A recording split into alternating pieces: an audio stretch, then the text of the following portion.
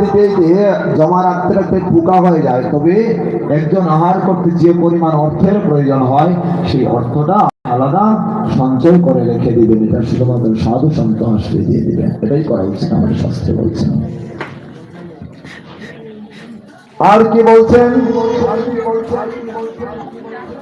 শ্রী ভগবান বলছেন বৈষ্ণব পরম ধর্ম, বৈষ্ণব পরম বৈষ্ণব সেবাই কেবল পরম ধর্ম। বৈষ্ণব সেবা করলে আর গুরুদেবের সেবা হয়। ভগবান বলছেন এই বিশ্ব ব্রহ্মাণ্ডের সব থেকে প্রিয় যদি কোনো বস্তু হয় সেটা হচ্ছে আমার ভক্ত। বৈষ্ণব সব থেকে প্রিয়। কি কারণ বৈষ্ণবের হৃদয়ে ওই সতত বিশ্রাম। গোবিন্দ বলেন বৈষ্ণব পরাণ। তাই গোবিন্দ পরম গোবিন্দ বৈষ্ণবদেরকে ভালোবাসেন। কেননা কেউ যদি সর্বদা